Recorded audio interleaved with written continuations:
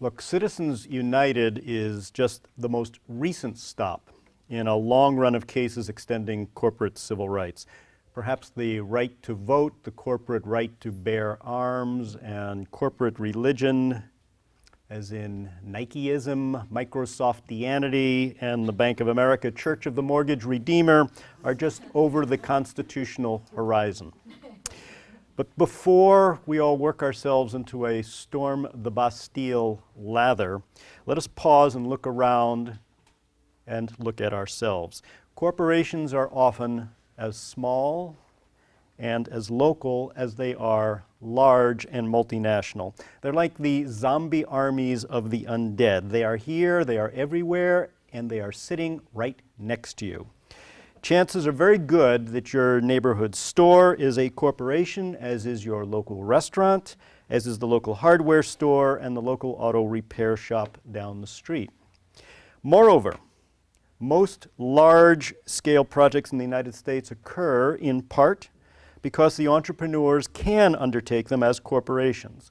Now, without making a qualitative judgment whether some or any of the following are truly good things, consider that no shopping center, no high-rise office building or housing development, no communications network, no Hollywood movie, no computer manufacturer, no aircraft manufacturer, that means Boeing, no magazine, no gambling casino, no auto dealership, no gas station, no supermarket, no military weapons manufacturer, no offshore deep water drilling entity, none of them would come to be if they could not be undertaken in the form of a corporation. Consider furthermore how many of us have actually been co-opted into the corporate system through deliberate tax policy of forcing you and me and many to stash your so-called retirement accounts into Keogh 401k or IRA accounts. And how many middle-class homes go home every night, especially this night, religiously to check their portfolio on the New York or NASDAQ stock exchanges, concerned that if our corporate stock holdings fall in value, we may have to work until the day we die. Which begs the question whether you, as a shareholder of any corporation, really want to be personally liable for the misdeeds of the company whose stock you own in your own retirement accounts.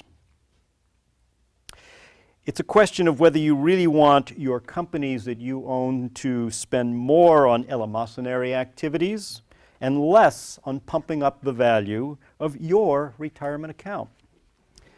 In short, the population in general in the United States has taken the bait, and they are now part of the profit-driven capitalist, political, economic system, and we are, as a nation, hooked on large corporations and Wild West capitalism, just as though we were an economic heroin junkie. Consider also, when we are talking about First Amendment rights, that a right in and of itself is just an empty state of mind, unless one has the means to enforce that right.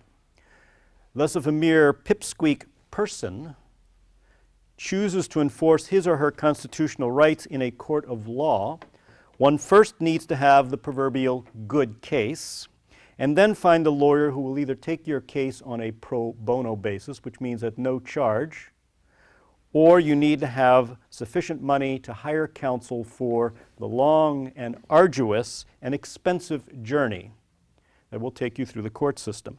Big corporations, however, can always pay for counsel to address their civil rights, which is why large companies are not shy about suing municipal governments, counties, regulatory agencies, the federal government, and community groups when these entities or when these companies believe that the rights they hold dear, that is, their right to make money, is in jeopardy. Remember that the Citizens United group itself, and by the way, 2 members of the board of directors of Citizens United are actually from Washington State, and one of them, Kirby Wilbur, or Wilbur Kirby, is actually a former disc jockey for KJR Radio in this local area. That group, Citizens United, paid about $1.5 million in attorney's fees in order to get its case eventually heard by the United States Supreme Court. Therefore, when you consider the practicalities of actually enforcing your civil rights, money is the enforcer. Wherefore, some could argue large corporations actually have more rights than any of the rest of us. In earlier Supreme Court cases, the justices have held that money is the equivalent of free speech. And if money equals speech and the money put into corporate speech is uncontrollable, then money might as well equate to votes. When money talks, politicians listen. The problem is not so much freedom of speech as the freedom to be heard. If all you have is the right to speak, but no one can hear you, then your free speech is no better than a little schizophrenic voice whispering quietly in your own head to yourself. Now, we're not talking about the right to force people to hear what you want to say. We're talking about the realistic opportunity to be heard. The reality in our far-flung nation of 300 millions of people and our global empire of billions around the globe is that speech without the ability to be heard is meaningless. In our profit-driven, capital-intensive system, the only way you can be effectively heard is if you buy your access to the public ear. The bigger your mouth, the louder your speech. To have a big mouth these days means you have to have a lot of money to spend. Even if you can save all your pennies and mortgage your home, and you buy some TV airtime or an ad in the local struggling newspaper, or you're able to do some street theater, your speech will be blown away by the sheer media onslaught, the volume, the repetitiveness, the slickness, the skillfully manipulative speech of the deep corporate pockets. Nor is the internet enough, because there too the big pipes are owned by just a few monstrous telecommunications companies. And you should never assume. Sorry, just need to break in for a second. Somebody is being blocked in the parking lot here from leaving. Does anybody here own a white van? Thank you. Sure. You should never assume that the internet will always be free or accessible, unmonitored or uncensored. Nor can you be sure that you will always be able to post content to YouTube or anywhere else, because the media giants and the RIAA, that's the Recording Industry Association of America, have served notice that they will sue the pants off anyone who infringes their seemingly interminable copyrights. Furthermore, you have no assurance that you will always have free access to the web, because the large media corporations seem intent on destroying the net neutrality of the web by giving preferential bandwidth and speed to the biggest and wealthiest users. Indeed, the internet was created by the government at public expense, and now the private for-profit sector acts like it owns it, which, thanks to the Telecommunications Act of 1996, maybe it does. Likewise, your speech on the web can be just as drowned out by the volume and intensity and coordination of the corporate message, and the dissenting voice, the alternative point of view, can be blown away just as easily in the ether as in the traditional state media. Yes, you can put in extraordinary time and effort.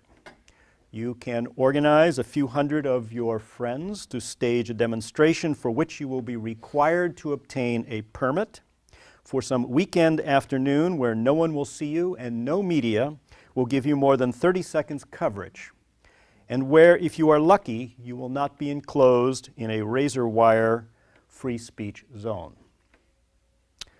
Not all of us see the same problem. Our friends at the American Civil Liberties Union, and they are much of the time our friends, filed a friend of the court brief with the U.S. Supreme Court in Citizens United, supporting the free speech rights of corporations. From the perspective of the ACLU, limitations on free speech of any kind are a slippery slope for everyone. Therefore, the limitations on free speech inevitably leads to tyranny, and wherever there is more free speech, everyone wins. After all, the limitation on corporate political speech would also limit the speech of labor unions or of NGOs like the Sierra Club. From the perspective of the ACLU, if you would only join a large NGO like the ACLU, the NAACP, the Sierra Club, or the AFL-CIO, and give them your money and your energy, then you too will have the same speech rights that corporations have. The Citizens United decision is about 95 pages long, including all the headnotes and the dissents and everything else. But here's a quick and dirty distillation of the 5-judge majority opinion in the case. 1, political speech is good, therefore the more political speech, the better. 2, the government cannot restrict speech based on who is speaking, whether the speaker is a corporation, a union, an association, an NGO, or an individual. 3, the First Amendment right of political speech does not depend on your financial status or lack of status. That is, wealthy people have just as much a right of political free speech as do poor people, which means that you too can buy a multi-million-dollar TV network political advertising campaign just like Warren Buffett, if he were to do so. So everything's equal. Next, the high cost, this is in the opinion of the Supreme Court, the high cost of running for public office is irrelevant. I'll repeat that. The high cost of running for public office is irrelevant. Next, the government ought not to tell voters who has their interests in mind and who does not, or what is true and what is false. Rather, let everyone speak and entrust the people to decide for themselves. Bookmark that thought as we go through this discussion. Next, the appearance of corruption or money facilitating access to or influence over politics will not discourage people's belief in the political system. In other words, the amount of money coming in will not discourage you from participating in the political system. And ultimately, the fact that corporations are trying to influence the people's vote proves that in the final analysis, it is the people's vote that matters most, not the money spent to influence that vote. In sum, according to the Supreme Court, the people are still sovereign. And what that means by being sovereign is that the people are the boss. They're in control, because no matter how much money is spent by corporations to influence them, it is still the people's vote that makes them the boss and puts them in control. Now, in order to get inside the minds of the Citizens United majority opinion, I suggest people think in terms of what I call free market politics. Free market politics is like Milton Friedman's Chicago School of Free Market Capitalism. Free market politics, as the Supreme Court majority would consider it, essentially means that there is not just a free market of ideas, but a free market in the dissemination of those ideas. But like in the business world, the natural evolution of free market capital and the natural evolution of free market speech is the development of bigger and more monopolistic monoliths that dominate the arena. In the business world, it leads to the current situation on Wall Street with a shrinking number of bigger and bigger banks, the unregulated hyper-financial bubbles of the derivatives markets and hedge funds, a shrinking number of bigger and bigger media conglomerations, fewer and fewer automobile companies. There used to be 30, 40, 50 automobile manufacturers in the U.S. in the 1930s and 40s. Now there may be 2. It leads to the phenomenon of today's cable and satellite television, where you have thousands and thousands of channels with less and less substantive content. In short, free market politics, like free market economics, ineluctably leads to less variety and less substance in political speech, not more. The problem is that equating money with speech naturally leads to an arms race. If the only way one can be heard is to amalgamate with others in bigger and bigger groups so that you can raise more and more money for more and more expensive media campaigns, then eventually only the very biggest groups will ever be heard. Yes, the best funded, quote, liberal groups will be heard. The Sierra Club will be heard. The ACLU will be heard. MoveOn.org will be heard, as will the best-funded conservative groups, such as the Chamber of Commerce, the Republican National Committee, and James Dobson's Focus on the Family. They will have no problems. The natural result of this arms race, however, is that individuals, remember the people that Rebecca was talking about, the people about whom the Bill of Rights is all about, individuals simply cannot compete with the big players. Worse, the process of getting bigger necessarily means a process of homogenization of ideas, because all big voluntary organizations necessarily have to develop the middling consensus in order to keep from being pulled apart.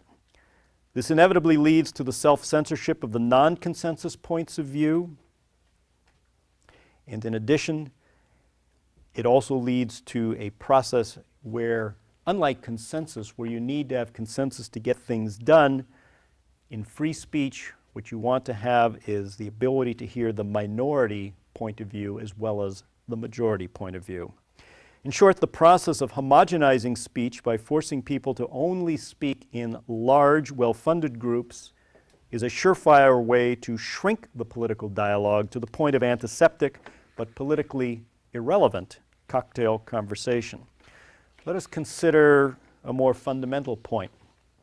The only speech worth defending is that of the minority, because the opinions and views of the majority do not need to be defended.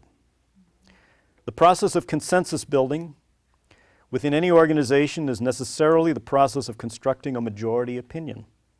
And in the process of building consensus, the individual point of view always gets discarded. The Supreme Court is in essence encouraging us to ally in groups to practice group think and group speech. For the consensus of the group is always less dangerous than that of the free-thinking and free-speaking individual. And I'd like to return to the central thread of the majority opinion in Citizens United.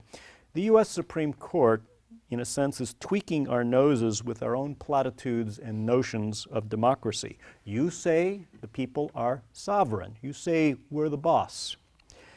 You say we live in a democracy where the people rule. You say that people are smart enough to govern themselves. You say that we are all created equal. You say that you want power to the people. You say that might doesn't make right, that the pen is mightier than the sword, and that money can't buy you love. All right, says the majority of the Supreme Court, if you are that smart, that equal, that clever, and that powerful, then you can figure it out for yourselves.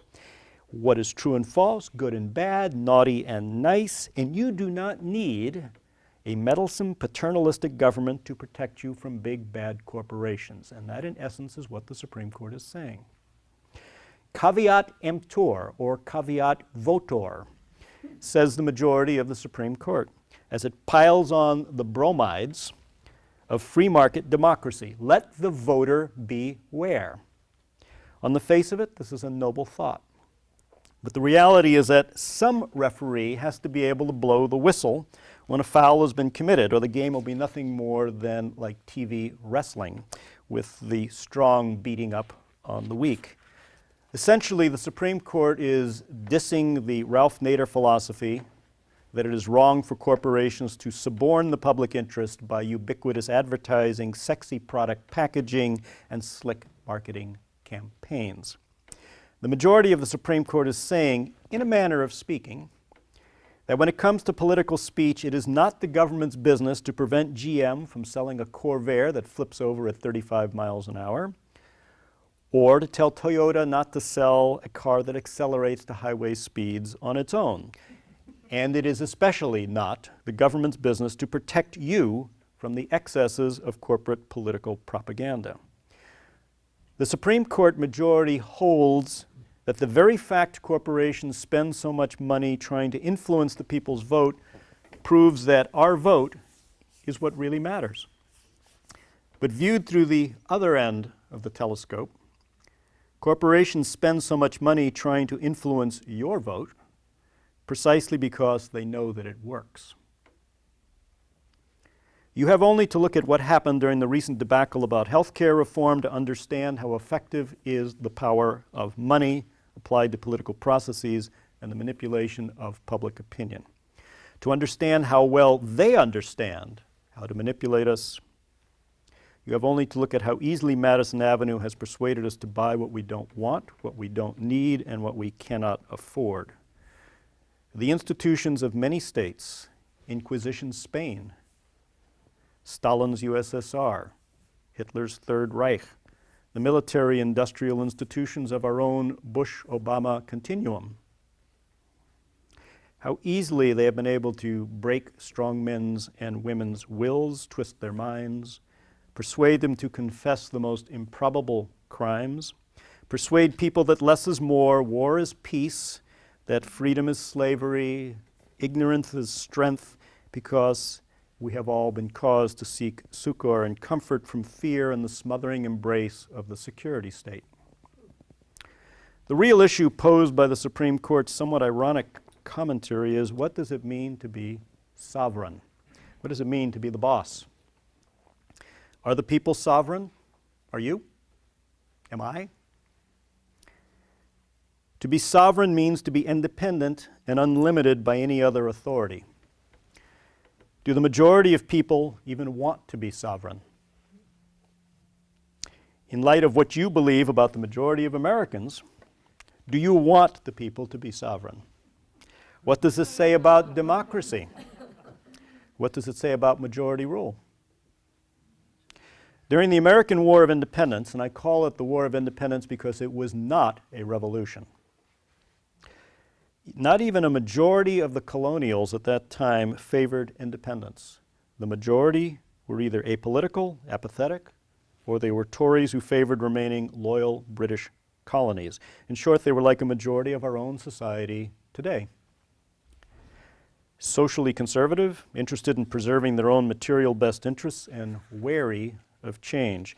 Human nature favors the conservation of energy, which translated into the political sphere means that people would rather conserve energy by sitting on a couch, watching television, chugging beer, than put the energy into such esoteric things as we're talking about today. And who am I, who are you, to tell them to do otherwise? Consider your own genetic progeny.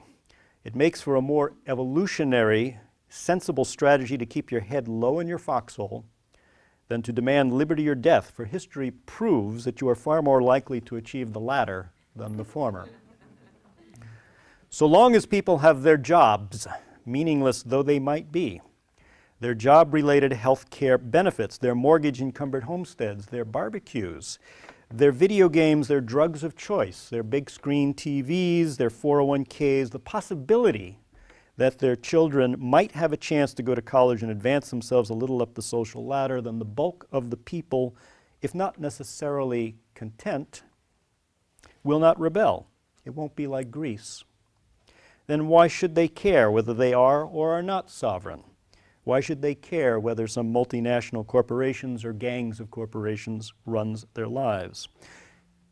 People should care, because large corporations will now use their unlimited moneyed speech to elect politicians who will further offshore their jobs, foreclose more of their homes, liquidate more of their 401ks to pay the investment bank executives, and put the price of a college education beyond the reach of their children. And when you fall ill, without any coherent single-payer universal health care system, we will still be bankrupted by the medical system.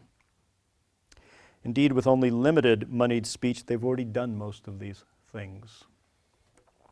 Prior to Citizens United, with the fig leaves still in place in our mythical free speech Garden of Eden, people could claim they did not know how disadvantaged they were. But the Supreme Court has now ripped off the fig leaves. And can the people still deny that they are completely naked? This was the deal made with the American people after the United States emerged as the sole victor at the end of the Second World War. The people would stay out of the governance business, and business would take care of the people. It is Fordism, a form of corporate benevolence granted in exchange for ceding sovereignty to big business. Fordham is a kind of benevolent dependency. It is a parent-child relationship where the corporation is your wise daddy Warbucks, and we, the citizens, are the dependents, the immature children who have to be led, who have to be told what is in our best interests, and a democracy that has to be managed for its own good. And so it has been in the U.S. since about 1945. Being sovereign, that is, being the boss, being in control, is the antithesis of being dependent. A sovereign people that can govern itself does not depend on corporations, or for that matter on the government, for their jobs. A sovereign does not accept benefits granted by others. A sovereign does not plead, does not beg, does not petition, does not complain about what is fair or unfair. A sovereign does, takes, demands, mandates, and acts. So are the people really sovereign or not? The problem has been addressed in different ways by different peoples. The Bolsheviks created a dictatorship of the proletariat to guide and govern the people until they could learn how to govern themselves, right? But the people did not learn, and the Stalinist dictators became the new governing elites. The French Revolution became a bourgeois revolution, and then it became an empire. Sacre bleu. The Chinese Revolution threw out the capitalist regime, and now 50 years later, China is more capitalist than America. And who are we who refused to pay obeisance to a British aristocracy back in 1776, and who now bow down to a new aristocracy that inherits wealth and power and lords it over us as so many ennobled corporations? If the people object to the premise of Citizens United, that the things are the way they are, then are the people really ready, willing, and able to assume their own sovereignty? Assuming the people are not sovereign, then the real issue is, how do the people become sovereign? How do you become in charge? It is not just a matter of changing the law, for the Supreme Court has decreed that the issue is constitutional in nature, and the mere laws of Congress yield to the Constitution as the Supreme Court interprets it. You can amend the Constitution to strip personhood from corporations, or even mandate 10-year terms for Supreme Court justices, but that would require a 2/3 vote in both houses of Congress and confirmation by 3/4 of the state legislatures, or a constitutional convention called by 2/3 of the states and approved by 3/4 of the state legislatures. And I don't quite see the groundswell of support for this among either the Democratic or Republican Party leadership. You can employ the impeachment procedure to remove members of the Supreme Court. But impeachment is apparently a constitutional process as quaint and outdated as the Geneva Convention, so according to Alberto Gonzales, and perhaps as outdated as that exclusive constitutional power of Congress to declare war. Remember, that's in the Constitution as well. Rarely used, if ever, anymore. You can even daydream about packing the Supreme Court, as Franklin Roosevelt sought to do in 1937 by adding up to 6 new justices. But that's just daydreaming. The bottom line is that there is no political power or free speech without political sovereignty. The ravenous lions will not lie down with the lambs except to eat them. And if the meek inherit the earth, it will be an earth covered in BP's oil. It is not about exercising political power or about persuading anyone to do anything. It is a matter of maturing into power. One earns sovereign status, or you assume it, or you create it for yourself. It cannot be given to you.